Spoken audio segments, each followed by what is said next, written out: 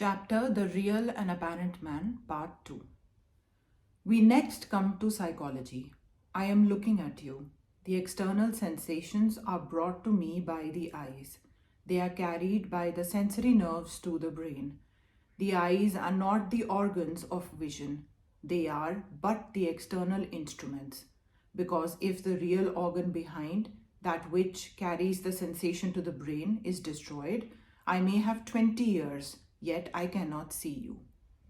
The picture on the retina may be as complete as possible, yet I shall not see you. Therefore, the organ is different from its instruments. Behind the instruments, the eyes, there must be the organ. So it is with all the sensations. The nose is not the sense of smell, it is but the instrument, and behind it is the organ. With every sense we have, there is first the external instrument in the physical body. Behind that, in the same physical body, there is the organ, yet these are not sufficient. Suppose I am talking to you and you are not listening to me with close attention. Something happens, say a bell rings.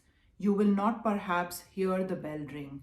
The pulsations of that sound came to your ear, struck the tympanum. The impression was carried by the nerve into the brain.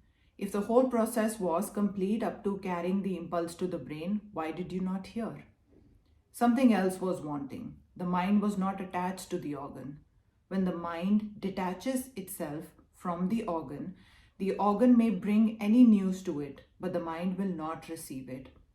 When it attaches itself to the organ, then alone it is possible for the mind to receive the news. Yet even that does not complete the whole. The instruments may bring the sensation from outside, the organs may carry it inside, the mind may attach itself to the organ, and yet the perception may not be complete. One more factor is necessary. There must be a reaction within. With this reaction comes knowledge. That which is outside sends, as it were, the current of news into my brain. My mind takes it up and presents it to the intellect, which groups it in relation to pre-received impressions and sends a current of reaction, and with that reaction comes perception. Here then is the will. The state of mind which reacts is called buddhi, the intellect. Yet even this does not complete the whole. One step more is required. Suppose here is a camera and there is a sheet of cloth, and I try to throw a picture on that sheet. What am I to do? I am to guide various rays of light through the camera to fall upon the sheet and become grouped there. Something is necessary to have the picture thrown upon which does not move. I cannot form a picture upon something which is moving. That something must be stationary because the rays of light which I throw on it are moving, and these moving rays of light must be gathered, unified, coordinated, and completed upon something which is stationary. Similar is the case with the sensations which these organs of ours are carrying inside and presenting to the mind, and which the mind in its turn is presenting to the intellect. This process will not be complete unless there is something permanent in the background upon which the picture, as it were, may be formed, upon which we may unify all the different impressions. What is it that gives unity to the changing whole of our being? What is it that keeps up the identity of the moving thing moment after moment?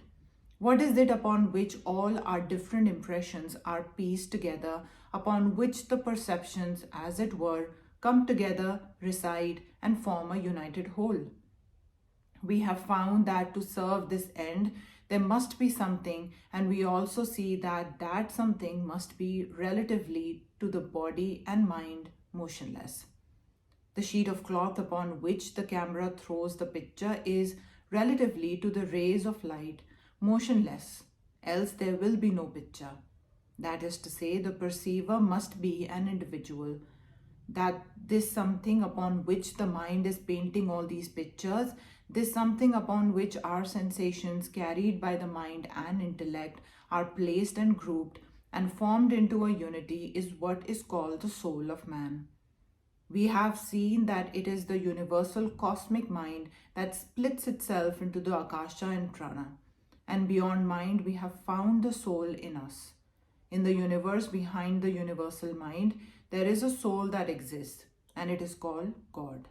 In the individual, it is the soul of man.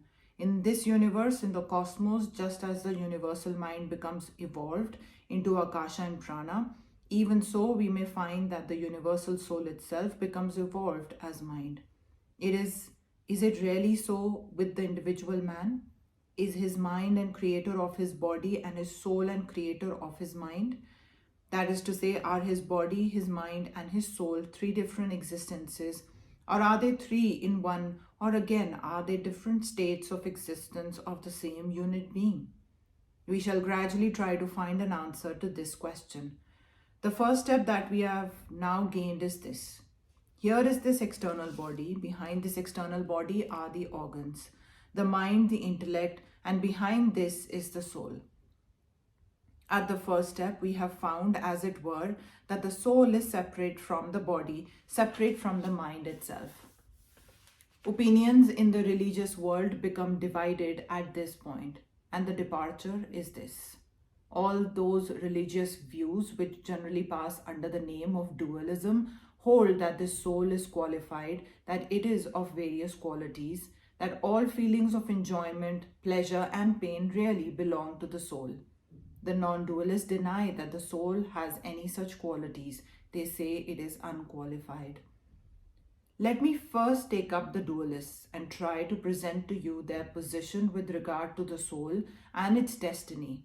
Next, the system that contradicts them. And lastly, let us try to find the harmony which non-dualism will bring to us.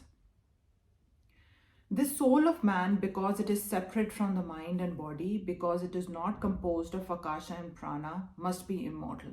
Why? What do we mean by immortality? Decomposition. And that is only possible for things that are the result of composition.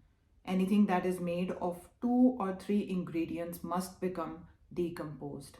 That alone, which is not the result of composition, can never become decomposed and therefore can never die.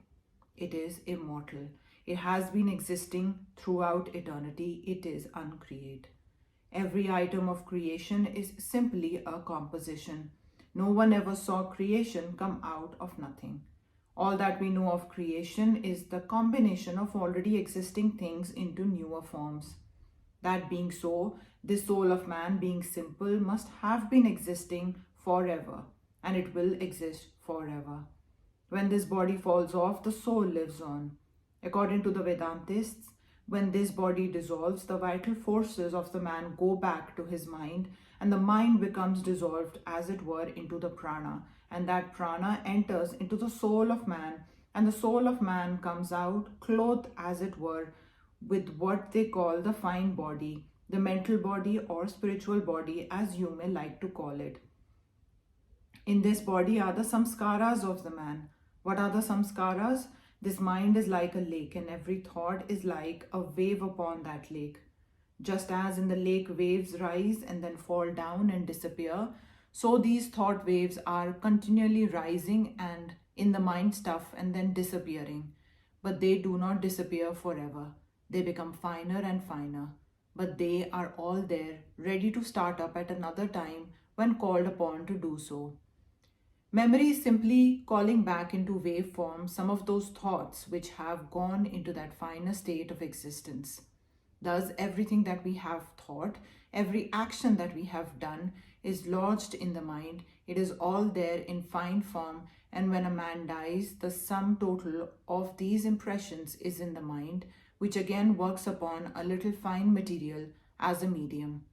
The soul, clothed, as it were, with these impressions and the fine body, passes out, and the destiny of the soul is guided by the resultant of all the different forces represented by the different impressions.